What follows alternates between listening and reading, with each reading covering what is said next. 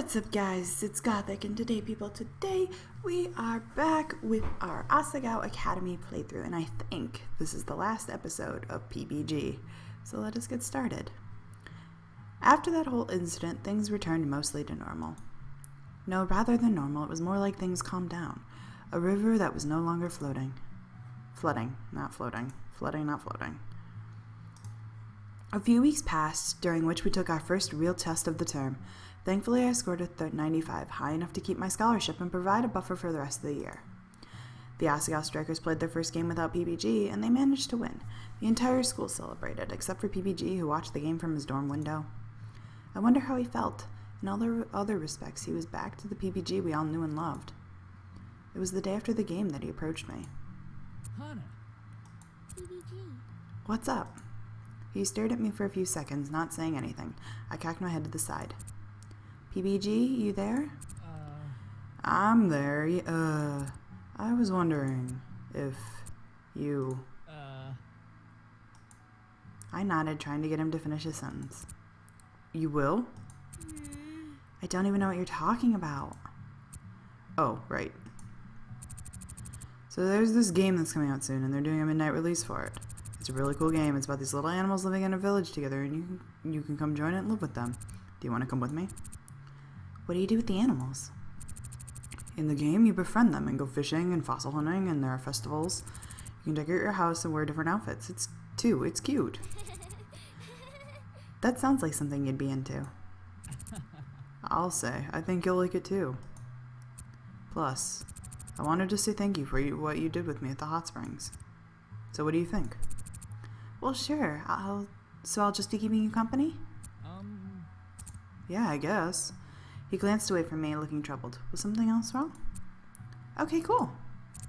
Great, I'll pick you up tonight. Now, do you want to get lunch? I'm sure everyone's wondering where we are. I'm sure Mai and John told them what's up. PBG turned pale. I hope not.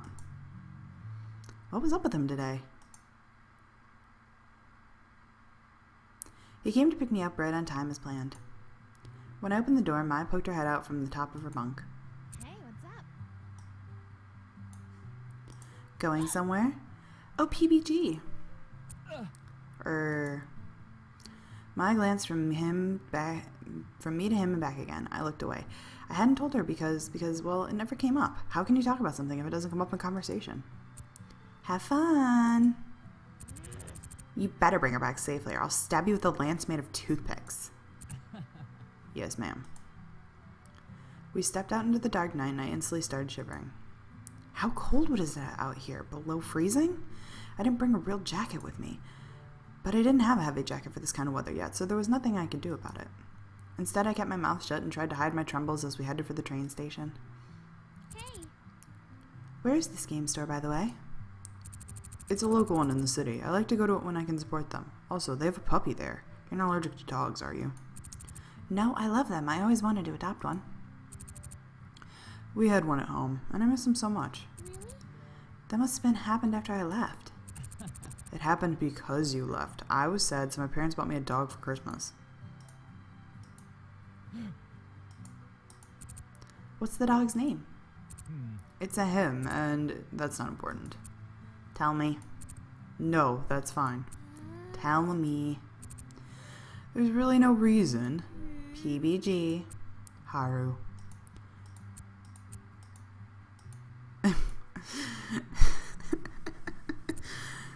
Anyways, follow me. We took several twists and turns after leaving the station, PBG intent on finding the shop. It's a bit harder to find when everything is dark. I blew my breath into the air and watched the resulting cloud float away above me. It was cold. Here it is. He gestured to a line of people huddled outside a store, wearing all thick jackets and mittens. There weren't as many people as I expected, but that made sense. How many people would like a game about living with animals enough to wait outside at midnight for it? We got in line behind a man with a blue-dyed mohawk. It won't be long now. Hana, are you okay? I looked up at him from where I was dancing on the street. Yeah, well, why? You look like you need to pee. No, I'm Achoo! He looked at me from head to toe as if seeing me for the first time. Why are you wearing a skirt? It's cold. Yeah, well, I didn't want to go home and change. Well, I'm a bit cold too. So maybe we should huddle together to preserve warmth? Plus, I'm wearing a jacket, so PBG opened his normal boots jacket to me, looking away. So you can... I didn't need to be told twice. I walked into the folds of his jacket and hugged him. He wrapped his arms and the ends of the jacket around us. Thankfully, I was tiny enough to fit inside, but only the tip of my bow peeked out over the top. PBG was a heating pad, and I slowly warmed up and stopped shivering. PBG set his chin on top of my head, like a little footrest. He smelled really good, like vanilla and cinnamon. Why did he smell like vanilla and cinnamon? Brr, brr, brr, brr, brr.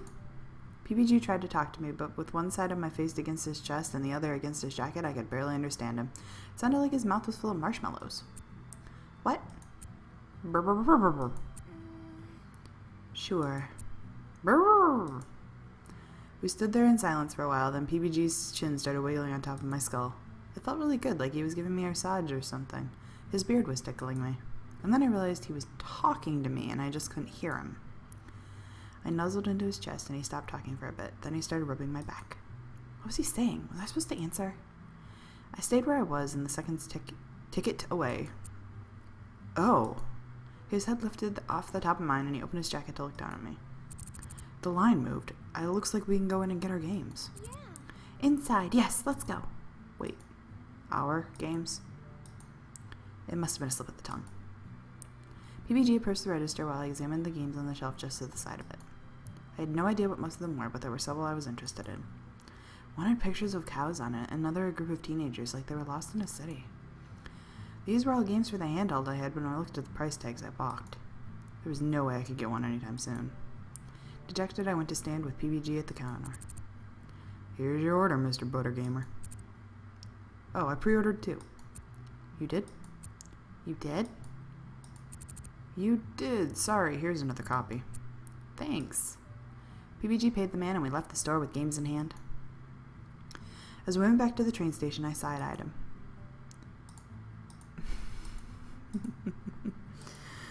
All the dots.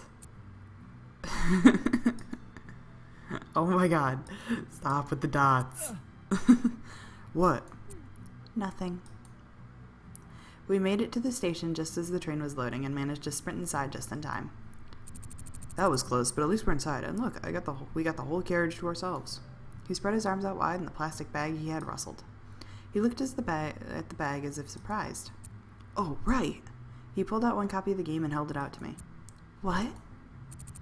This is for you. I got it for you. Sorry I didn't give it to you back at the store, but I wanted to be sure we didn't miss the train. I can't take this from you. It's way too expensive. Don't worry about it. I got it for you. But... He pouted. But if you don't take it, I'll be sad. Okay. I took the game and looked at the cover. There were small animals on a round green earth with yellow letters reading Animal Intersection across the top. A little yellow dog and some pink fluffy creatures smiled at the different humans on the screen. Tears filled my eyes. My first game. Happy? Am I happy? Oh my gosh. I started jumping up and down right there in the middle of the train compartment. Yay! I got my first game. I got my first game. I'm gonna play this all night. Wait and play it until after school tomorrow. What? Why? Just trust me. This game works with a real-time clock, so you'll have more fun that way. I sighed. Okay. PBG grinned at my dismay. Anyways, let's get you to bed.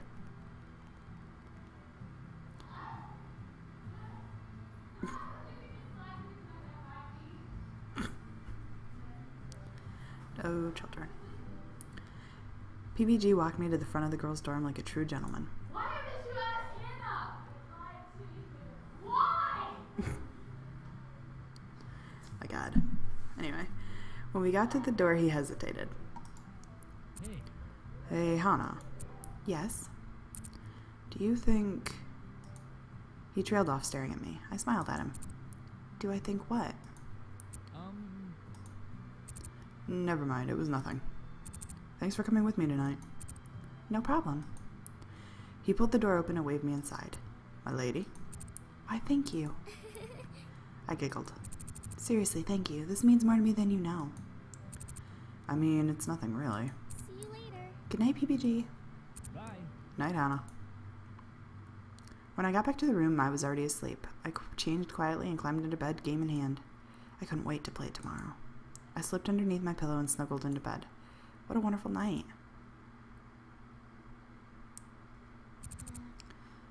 Hannah, wake up. You need to look at this. I raised my head groggily from my pillow and hardly registered where I was. Maya stood over me, something like a smile on her face. What is it? Also, you're going to be late, but look at this. She handed me a piece of paper written in familiar scrawl. Another note? Seems like it. Read it. Part of my world. Imagine a ball on an evening so swell. You can be Prince Eric. I can be Prince Eric. You can be Ariel. We'll dance on the shore where we both fell in love. I saw the moon dancing so far up above. We'll be just like that pair, I promise it, dear. Your hair glistens, glowing red off this pier. Such a beautiful sight from this glistening beach. Do you have the Littlest Mermaids on Blisney DVD? When I finished reading, I cast a glance at Mai. What's wrong? You don't like it? I wish it were different somehow. I don't know. It just doesn't feel right. To my surprise, Mai burst out laughing. What? What is it? You're a true main character, Hannah. Ooh, boy, this is great. You're as dense as a brick. How would you rather the note was written, then? I don't know. It's to me. I mean, it's an awkward note. But it's not the right kind of awkward, you know? I guess I want to make it feel more like... Of course I could never forget you. I usually feel like I'm a joke to people, but when I'm with you, I feel like I'm more than that. Oh, Hannah, it's so nice to see you right when I wake up. Man, this day is gonna be good. More like... Oh, Hannah, dear. Mai was leaning against her desk, doubled over in laughter, hitting it with something more than human strength. What is it? Mai flicked a tear from her eye, wheezing. Oh, sometimes I just want to strangle you. Are you ready for class yet? You woke up late, so we can't even get breakfast.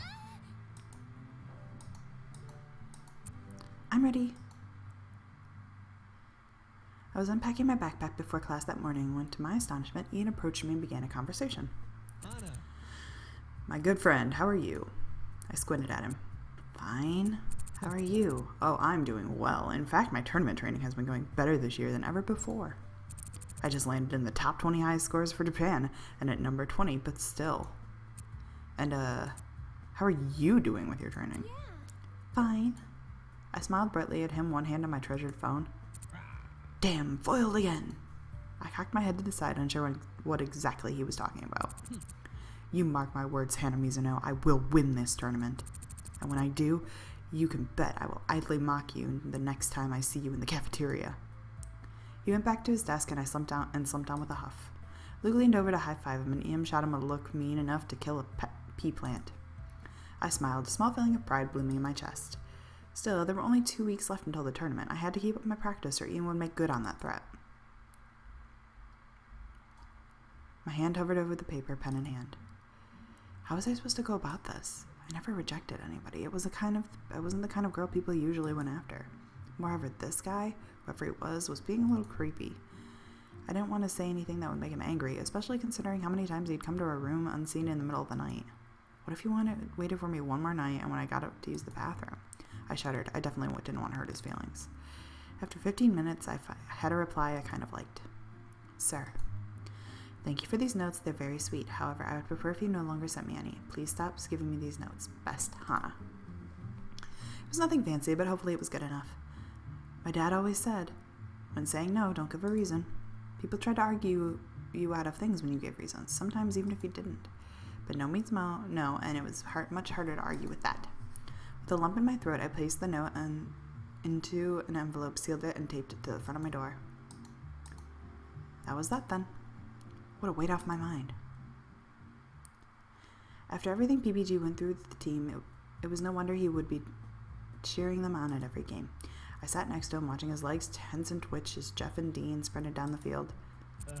You should have passed it to... Oh, that worked out way better than I thought it would. Go for the goal, you have the up... Yeah, good job. I chuckled quietly next to him. It was hard to get worked up about the game when I was in PBG. He took all the enthusiasm I could ever have for the sport and sucked it out of me and expelled it in a supernova wave of energy. But it was enough for me to just see that he was enjoying himself. For a while it looked like, well, it wasn't that important. He was happy, or as happy as he could be without playing. We won! What? It's over already? Hana, we won! We're going to the finals! We are? I stared at the jumping PBG in front of me for a few seconds before it clicked. Yay! Oh my god, we're going to the finals! We're going to the finals. PBG grabbed my hands and we jumped and cheered together with the rest of the Asagao students. The two teams shook hands and thanked each other for a good game, and when the strikers piled into our side of the field, forming a mosh pit of happy athletes. I have to go congratulate them.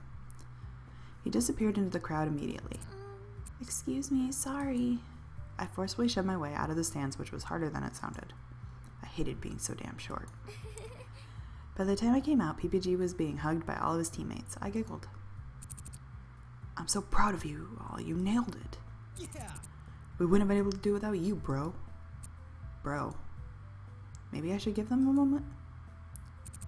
And did you see that feint McJones did? I didn't know he had it in him. He usually plays a long-term psychological strategy. Well, I'm glad you're happy. I was a little worried after all this time that it would still be a little bit painful to see them playing without you. Yeah. PBG shoved his hands into his pockets, staring wistfully into the distance as the wind blew through his hair. As happy as I am that we'll be able to go to finals, it's a bittersweet feeling. He flipped his hair dramatically. I guess that's how the sword falls. I don't think that's a saying. It's definitely a saying. I shook my head and grabbed PBG's hand. Come on, at this rate we'll miss the late dinner. Right.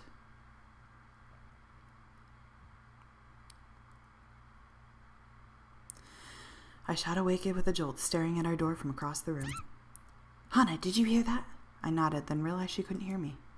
Something just slammed full force into our bedroom door. We listened for a while, afraid to move. Then we heard footsteps dashing away down the corridor. Mai? The bunk bed shifted and I saw the dark shape moving down the ladder. Mai appeared next to me. You're okay, right? Yeah, nobody got in. She smiled and then turned to glare at the door. Ow! Who the fuck does this in the middle of the night? She pulled open the door and stepped back out into the hallway, craning her neck one way then the other, and turned back to me, her voice low. I don't see anyone there. I don't think anyone else heard it either. I pulled my blankets up around me. Nobody heard it, but Maya and I both did, so there was no way we imagined it. I snuggled down into my blankets. The thin covering made me feel safer, despite the fact that it did absolutely nothing to protect me. It was probably just a stupid prank. She moved to shut the door, then stopped. Oh, God. What? She lifted a hand to the door, peeling something off of it. Looks like we had a visit from your secret admirer. She shut the door, flicked on the light, and crossed over to me. Here. She handed me a blank envelope. I ripped it open and pulled out a sheet of notebook paper, the same familiar scratchy handwriting gracing the front. Hana, dearest. Why must you neglect me so? I am so sorry if I've made you uncomfortable, but I can't find my feelings any longer. I really care for you, Hana, and I won't be so naive to say as I love you, considering how much you do not know about me and how much I haven't had the opportunity to learn about you. But I've been watching you. You're kind, you're smart, funny, caring. You love your friends deeply and stand up for what was right, stand up to your fears. You've even befriended some of the most popular and influential students in school. In fact, you've grown close with some of them, and I really don't like it. It's making me jealous. It's driving me insane. I hate seeing you smile at them, yet I can't bother to reveal myself to try to take their place. I know you're happy with them. You've hardly noticed that I exist, so I can't compare. And yet, it's all I can think about. So I ask you, won't you please spend a little less time with them? Please, Hana, I've never cared so much for any one person. For my sake. Love, your admirer. That's actually where we're going to end this episode. I thought we were going to get all the way through it, but not yet. But we do have who's going to be next in the lineup of boys. So that's exciting. And I will see you guys in the next episode. Bye.